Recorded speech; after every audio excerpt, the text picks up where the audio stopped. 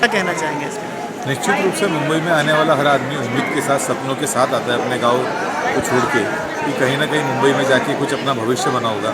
झुग्गी झोपड़ी में रह के लोग अपना यहाँ का प्रवास शुरू करते हैं, और वही काफिला जब बढ़ते बढ़ते आज ऐसी आलीशान इमारतों में बदल रहा है, तो लोगों के दिलों में खुशी है, आंखों में एक अलग ही उनके सुख है, समाधान है कि हम लोगों ने इतने साल जो मुंबई में संघर्ष किया, पेट के लिए संघर्ष किया, नौकरी के लिए संघर्ष किया, बिजली के लिए संघर्ष किया, पानी के लिए संघर्ष किया, आज हमारा हर सपना पूरा हो रहा है और हमको पक्के मकान मिले, और पक्के मकान भी जो मिल रहे हैं वो बड़े अच्छे तरीके के मिल रहे हैं, जिसमें लगभग 1.25 एकड़ की पीने की पानी की टाँकी है। अगर एक महीना BMC हम लोग को पानी नहीं देती तो भी हम लोग पीने के पानी का व्यवस्था खुद अपने सोसाइटी की तरफ से कर सकते हैं। हमारे यहाँ पे STP का इतना बड़ा टैंक है कि 1000 घरों का जो भी शौचालय का व्यवस्था रहेगा या जो भी टॉयलेट बाथरूम की गंदगी आएगी, उसका पूरा पानी फिल्ट्रेशन करके वो पानी हम लोग फिर से यूज़ कर सकते हैं। उस प्रकार के हम लोग की यहाँ पे व्यवस्था बनाई है। बिजली के लिए अगर आप देखेंगे तो सोलर रूफिंग्स हम लोगों ने की है। सौर ऊर्जा का निर्माण होगा, और वही सौर ऊर्जा हम लोग हमारे लिफ्ट के बिल्स में, लाइट के बिल्स में व्यवस्था करेंगे कि उसमें से पैसा हम लोग कम कर लें, ताकि सोसाइटी को मेंटेनेंस भी ज़्यादा ना आए। अगर हम लोग आने वाले फ्यूचर की हम लोग बात करते हैं तो फ्यूचरिस्टिक हम लोग ने विजन रखते हुए आने वाले समय में लोग इलेक्ट्रिक चार्जिंग की गाड़ियाँ जब लेंगे तो उनके लिए इलेक्ट्रिक चार्जिंग पॉइंट्स की व्यवस्था हम लोगों ने यहाँ पे की है। और सिर्फ सोसाइटी के लिए नहीं की, तो आजू बाजू के लोग भी यदि आए और अपनी गाड़ी चार्जिंग करने का व्यवस्था वहाँ पे देखें तो वो यहाँ पे आके चार्जिंग गाड़ी लगा सकते हैं। और उसका सीधे तरीके से अम्बेडकर SRA गृह निर्माण संस्था है जो चेंबूर के प्रबुद्ध नगर यहाँ पे बसी हुई है। लगभग यहाँ पे 1000 लोगों के घर है, और 1000 लोगों के घरों का सपना हम लोगों ने पूरा करके बिल्डिंग बनाने का यहाँ पे प्रयास किया। ये सपना हमारे प्रबुद्ध नगर के जो पहले अध्यक्ष थे, पूर्व नगर सेवक माननीय प्रकाश जी भोसले साहब का था।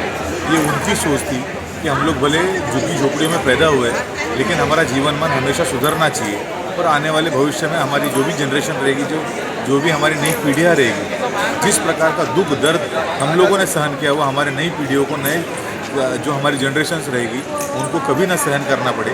इसलिए उन्होंने सपना देखा था 1000 घरों का, और ये सपना उन्होंने देखा हुआ सपना आज पूरा हो रहा है। इसका हमें समाधान है। आज पिछले 6 मई को शरद पवार साहब के उपस्थिति में हम लोगों ने यहाँ पे अलॉटमेंट लेटर बांटने का कार्यक्रम किया, जो SRA के अधिकारियों के हाथ से बांटे गए। उसके बाद में जो लोग बच गए थे, लगभग 700 लोगों को हम लोग ने 8 मई को अलॉटमेंट लेटर बांटा। अभी उसके बाद की जो स्टेप होती है वो चाबी बांटने की स्टेप रहती है। तो आप देख रहे होंगे कि मुंबई में कई SRA के घरों में घुसाखोरी होती है, या कोई भी आदमी किसी के भी घर में घुस जाता है, तो सिर्फ उसी का रुकाव करने के लिए महाराष्ट्र सरकार ने अलॉटमेंट लेटर के बाद में जो चाबी बांटने की प्रक्रिया है उसको थोड़ा सा साझा किया है, और उसके साथ में दो टप्पे में वो लोग अपना कार्यक्रम करते हैं। इसमें पहला स्टेप ये रहता है कि जो भी झुग्गी झोपड़ी का ओनर है, जो अभी फ्लैट का ओनर बन गया है, उसके सारे कागजात वेरीफाई किए जाते हैं, जिसको हम लोग साधारण भाषा में वेरिफिकेशन ऑफ डॉक्यूमेंट या डॉक्यूमेंट वेरिफिकेशन हम लोग कहते हैं। तो सारे डॉक्यूमेंट वहाँ पे वेरीफाई किए जाते हैं। तो उनका आधार कार्ड देखा जाता है, उनका अलॉटमेंट लेटर देखा जाता है जो SRA से दिया गया है, उनका पैन कार्ड देखा जाता है, सभी पे नाम सेम है कि नहीं देखा जाता है, ओरिजिनल है कि नहीं देखा जाता है, पैन कार्ड पे जो दस्तखत है वही दस्तखत आप यहाँ पे कर रहे हैं कि नहीं वो देखा जाता है। और ये सारी चीज़ें होने के बाद में आपके ये पहला टप्पा है उनका, और ये सारे 1000 लोगों का वेरिफिकेशन होने के बाद में फिर दूसरा स्टेप जो हम लोग का चालू होगा कि बंद दरवाजे के सामने घर मालिक को खड़ा कर दिया जाएगा।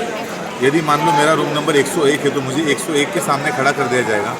बंद दरवाजे के सामने मेरा फ़ोटो लिया जाएगा कि दरवाज़ा बंद है, ओनर यहाँ पे खड़ा है। उसके बाद में दरवाज़ा खोल के ओनर को अंदर डाला जाएगा, उसके हाथ में पोजीशन लेटर दिया जाएगा और दूसरा फ़ोटो निकाला जाएगा, ताकि गवर्नमेंट की तरफ से निश्चित हो जाए कि यही घर मालिक था, इसी को हमने घर के अंदर रखा है और इन्हीं को हमने चाबी दी और इन्हीं को हमने पोजीशन लेटर दिया, ताकि किसी भी प्रकार की अफरा तफरी या गलत जो धांधली होती है कई जगह पे घुसाखोरी करने की, वो यहाँ पे ना हो और जो एक्चुअल ओनर है उसी को घर यहाँ पे मिले, उसी को लाभ मिले। इसलिए ये सारी व्यवस्था हम लोगों ने इसके बाद भी कोई परियोजना बनाने की प्लानिंग है?